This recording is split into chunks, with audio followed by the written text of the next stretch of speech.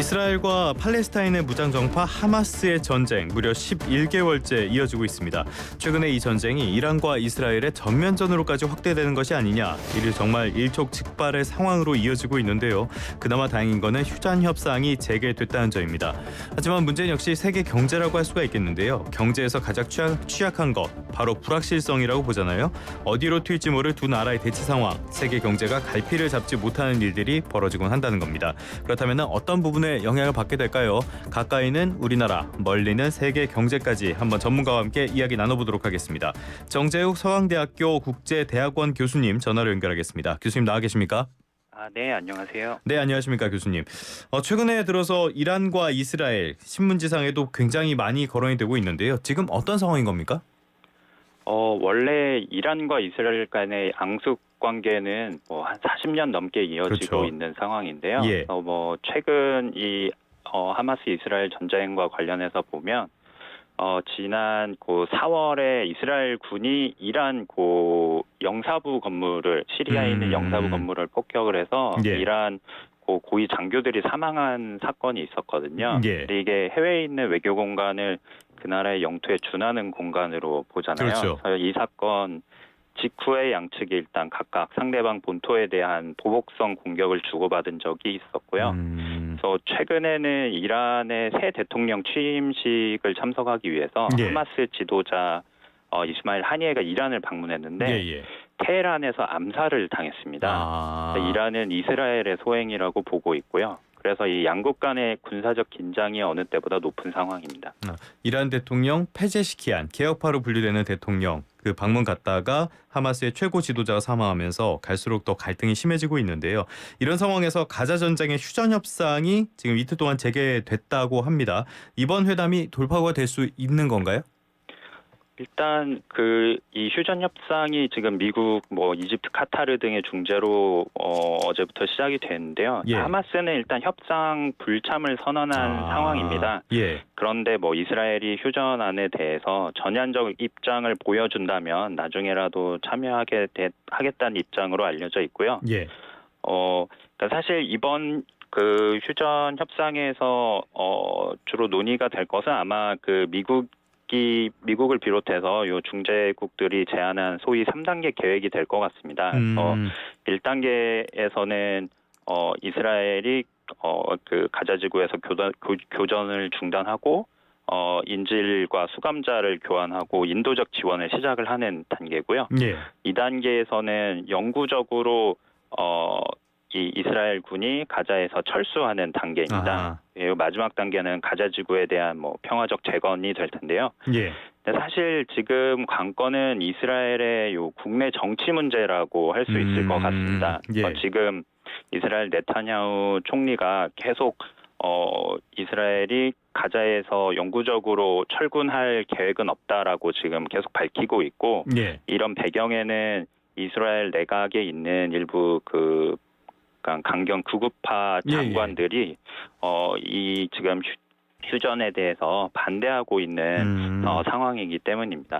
이스라엘도 선을 넘은 지 한참 지났는데 이렇게 선을 넘고 나더니 휴전에 대해서도 별로 하려는 마음이 있는 건가 굉장히 의심이 드는 부분이 많이 있긴 합니다.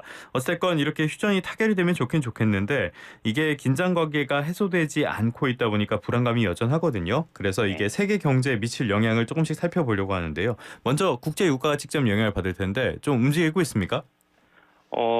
일단은 어제 종가 기준으로 브렌트유, 그러니까 우리가 그게 국제 원유 가격을 생산지와 거래소에 따라서 그렇죠. 유럽산 유럽 북해산 브렌트유, 그다음 WTI라고 하는 미국 서부 텍사스산 원유, 중동산 두바이 이렇게를 보는데요. 예. 이 세 개 모두 일단은 어제 조금 1%포인트 이상 상승한 상황입니다. 그래서 브렌트유는 지금 $80를 돌파를 해서 지금 $81로 마감을 했고요. 예. 네, 이게 사실 지금 중동의 지정학적인 어떤 불안 요소보다는 아무래도 지금 미국 경기에 대해서 이 시장의 전망이 원유 가격을 좀 결정하는 좀 상황인 것 같습니다. 알겠습니다. 지정학적인 리스크보다는 시장 전반적인 상황, 미국이라든지 중국 같은 데가 영향을 많이 미치는 것 같은데 일반적으로는 유가가 오르게 되면은 정유 산업 쪽은 호재가 되곤 했었잖아요. 그런데 이번에는 정유업계도 그렇게 썩 좋은 상황은 아니라고요? 네네.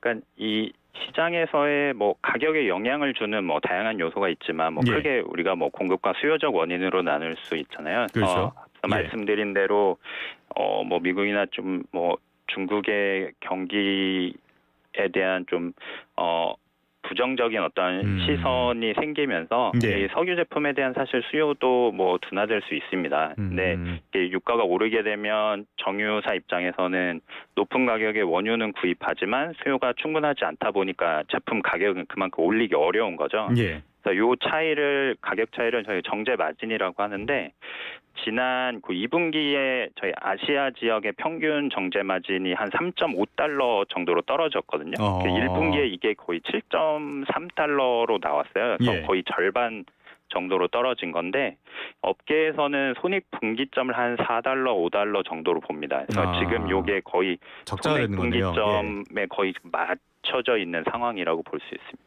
알겠습니다. 이런 상황들 국제 유가의 움직임까지 살펴봤고요. 그런데 국제 유가가 직접 움직이는 것보다 더 걱정하는 게 있는 것 같아요. 바로 호르무즈 해협이 막힐 수 있다라는 우려 때문인 것 같은데 이 호르무즈 해협이라는 게 뭡니까? 호르무즈 해협은 이게 중동 지역에서 페르시아만과 오만만을 연결하는 매우 좁은 뭐 한 폭이 한 예. 50km 정도 되는 좁은 통로인데요. 예. 그러니까 이게 북쪽에는 이란이 있고 남쪽에는 아랍에미리트 오만이 있습니다. 그래서 요 좁은 통로를 매일 한 100척 가량의 상선이 지나는 길인데요. 이 중 대부분이 유조선입니다. 그래서 예. 전 세계 원유 뭐 교역량이 한 30%, 우리나라가 수입하는 원유 수입의 한 60%가 이 해협을 예. 거치고 있는 데입니다. 우리나라는 두바이유 비중이 높으니까 그런 것 같은데 그렇게 돼서 호르무즈 해협 막히고 수에즈 운하까지 막힐 수 있다. 이렇게 된다면 해운이나 항공업계에 당연히 영향을 받을 수밖에 없겠네요. 네네. 일단 수에즈 운하는 뭐 아시는 것처럼 홍해와 지중해, 아시아와 유럽을 이어주는 백길인데요. 예. 근데 가자 전쟁이 시작된 이후로, 그러니까 좀 이렇게 반 이스라엘 세력 중에 하나인 예멘의 후티 반군이 지금 예. 홍해 입구인 요 밥 엘만뎁 해협을 계속 좀 봉쇄하고 있는 상황입니다. 뭐 상선도 공격하고 그러잖아요. 네네. 예. 그래서 지금 수에즈 운하를 통하는 해상물류가 대부분 아프리카 남단 희망봉을 경유하는 노선으로 우회를 하고 있고요. 예. 그래서 이렇게 되면 항로가 한 9,000km 정도 길어지는데 뭐 운항 시간도 한 일주일에서 열흘 정도 증가를 하고요. 예. 해상 화물 운임이 아무래도 높아질 수밖에 그렇죠. 없겠죠. 예. 네네. 항공 쪽은 아무래도 유류비가 좀 중요한데, 그래서 앞서 말씀드린 것처럼 이게 유가에 좀 변동성이 있다 보니까 이 항공유 가격 또한 많이 좀 상승을 했습니다. 예. 최근에는 좀 안정화가 되고 있는 상황이고요. 지난주 말 고 발표된 거를 보면은 전주 대비해서는 뭐 한 2.6%, 전년 대비해서는 한 17% 정도 하락한 지금 한 배럴당 93달러 정도로 나타나고 있습니다. 알겠습니다. 그렇다면 우리나라 경제에 어떤 영향을 미칠 것인지 이걸 봐야겠는데 최근 들어서 국내 경제는 소비는 어렵지만 그래도 수출로 먹고 사는 그런 흐름은 나타나고 있었거든요. 네. 그렇게 되면 이런 전면전이 현실화된다. 그랬을 때 국내 경제에는 부정적인 영향이 될 수밖에 없겠죠?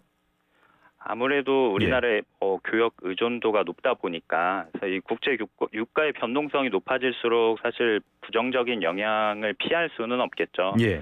그래서 뭐 이 양측의 뭐 어떤 수준에서 이 군사적인 뭐 갈등이 펼쳐질지는 아직 미지수지만 예. 만약에 이로 인해서 국제 유가가 일시적으로 뭐 상승을 한다면 아무래도 이 뭐 수송비와 관련해서 좀 큰 좀 압력이 있지 않을까라고 생각을 합니다. 네. 다만 현재 우리나라가 뭐 확보하고 있는 뭐 비축유나 가스 재고분은 충분해서 단기적인 유가 변동성에 어느 정도 뭐 대응할 수 있을 것이라고 생각하고 있습니다.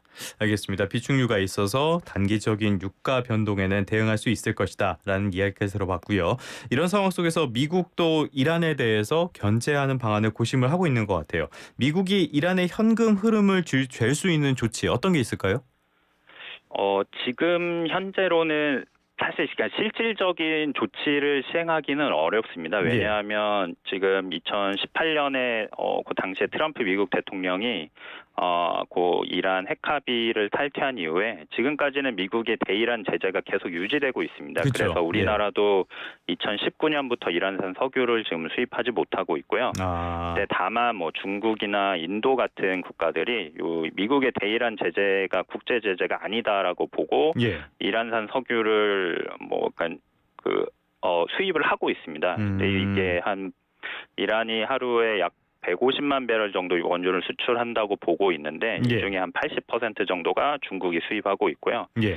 근데 이미 사실 이 중국이 이란산 원유 수입 자체가 제재 대상이고 이거에 대해서 뭐 추가 제재를 법안을 사실 통과시키기는 했지만 이미 중국과 이란 간의 원유 거래가 이런 제재를 회피할 수 있도록 설계되어 있어서 실질적인 영향은 크지는 않을 거라고 생각하고 있습니다. 알겠습니다. 그렇다면 이게 시장에 어떤 영향을 미칠지도 간단하게 좀 짚어봐야 될 것 같은데요. 최근에 미국이 많이 흔들렸다가 경제 지표가 괜찮게 나오면서 많이 복원을 한 상태거든요. 네. 그런데 지금 이게 이란의 어떤 공격 같은 것들, 이스라엘과 이란의 정면 충돌이 시장을 다시 불안하게 하게 할 그런 요인이 될 수 있을까요? 일단 뭐 이번 하마스 이스라엘 요 휴전 협상의 결과를 조금은 지켜봐야 될 것 같고요. 예. 네, 저는 개인적으로는 어느 정도 이 중동의 지역 리스크가 뭐 국제 유가나 증시에 어느 정도 좀 선 반영이 되어 있다고 생각을 합니다. 그래서 다른 좀 요소들이 아무래도 뭐 이런 뭐 주식 시장에는 좀 더 뭐 중요한 요소가 되지 않을까라고 생각하고 있습니다. 알겠습니다. 국내 상황을 좀 짚어보면요. 최근 들어서 방산주가 또 많이 주목을 받고 있거든요. 이게 중동 쪽의 지정학적인 리스크가 커지면서 방산 쪽이 다시 주목을 받는 분위기인데 이게 왜 이렇게 연결이 되는 겁니까? 그래서 제가 사실 개별 주식에 대해서는 잘 알지는 못하고요. 예. 네, 아무래도 이게 중동의 지정학적 뭐 위기가 고조될수록 뭐 그러니까 이스라엘과 이란 말고도 사실 사우디아라비아라던가 다른 중동의 아랍 국가들이 방위비 지출을 사실 더 뭐 늘릴 것이라고 뭐 예상할 수밖에 없겠고요. 그런 뭐 기대감의 결과이지 않을까라고 뭐 개인적으로 생각하고 있습니다. 알겠습니다. 국내 방산이 가성비와 생산력을 갖추고 있다 보니까 이렇게 지정학적인 리스크가 커질 때마다 대안으로서 많이 주목을 받고 있는 것 같습니다. 지금 교수님께서 국제대학원에 계시니까요. 여쭤보고 싶은 게 이스라엘과 이란의 갈등, 이제 정면 충돌이 초일기다 이런 이야기들이 계속 나왔잖아요. 그런데 아직까지 그런 소식은 전해지지 않는 것 같습니다. 실제 전쟁으로 이어질 가능성은 얼마나 된다고 보세요? 저는 개인적으로는 전면전 가능성은 크지 않다고 보는데요. 우선은 사실 이란과 이스라엘 자체가 뭐 상당히 2,000km 이상 국경을 이렇게 떨어져 있는 국가이기도 하고, 그동안의 이 하마스 이스라엘 전쟁 이전에도 국제적으로 이란의 지원을 받는 이 군사 조직들이 이스라엘과의 산발적인 좀 전투를 계속 했었습니다. 그렇죠. 헤즈볼라 같은 곳들. 네네네. 그래서 이 하마스와 이스라엘 휴전으로 뭐 가자 지구내 전쟁이 종식되는 게 가장 뭐 최선이겠지만 그 이후에도 이스라엘 북쪽 국경에서 뭐 헤즈볼라 뭐 시리아군과 이스라엘군 간의 군사적 충돌은 계속될 것이라고 생각을 하고요. 네, 이런 어떤 이 저강도 장기전이 지속될 가능성은 충분하지만 이란과 이스라엘 사이에서 사실 전면전을 일으킨다는 거는 또 다른 문제거든요. 그래서 대규모로 상호 간의 직접 공격의 가능성은 그리 크지는 않다고 보고 있습니다. 미국도 어떻게 해서든지 중재를 하려고 노력을 많이 하는 것 같던데 이게 이란이 직접적으로 공격을 하지 않더라도 이스라엘을 응징할 방법을 찾고 있다고도 이야기가 나오잖아요. 그렇게 된다면 어떤 방법이 있을 걸로 보십니까?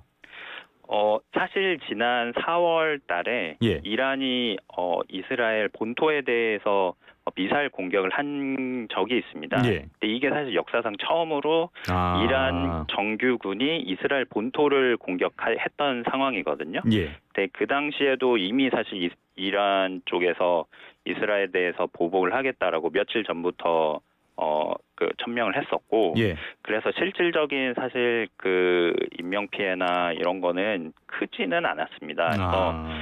상호간에 어떻게 보면은 서로 좀 그 정치적인 의미를 찾고자 하는 이런 수준에서의 그 상호간의 어떤 뭐 공격은 있을 것이라고 보이는데요. 예. 근데 이 단계 이상으로 위기를 고조시키려고 하는 요인은 양쪽에 그렇게 크지는 않다라고 생각합니다. 특히 이란 같은 경우에는 지금 아무래도 미국과의 뭐 이 핵협상을 지금 재개하고자 하는 또 요인이 있거든요. 예, 예. 그래서 아무래도 좀 미국과의 관계를 좀 더 중요하게 여기지 않을까라고 생각하고 있습니다.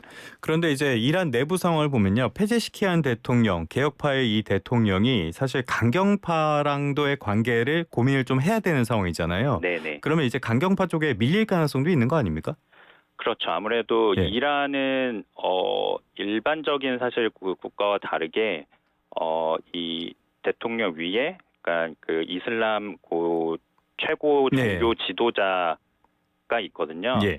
그래서 이 종교 지도자의 영향을 받는 뭐 혁명 수비대라던가, 그러니까 정규군과는 또 다른 또 이 별도의 또 조직이 있고요. 예. 그래서 뭐 이란 쪽에서도 당연히 이런 어떤 극단주의적인 영향이 있고, 사실 이 상황은 또 이스라엘도 마찬가지입니다. 이스라엘 내부에서도 이런 뭐 이 그러니까 팔레스타인, 그렇죠. 예. 반 이란 세력들이 여전히 내각에 남아 있는 상황에서 이런 뭐 극단주의적 영향이 뭐 좀 주요한 리스크 요인인 것은 뭐 사실인 것 같습니다.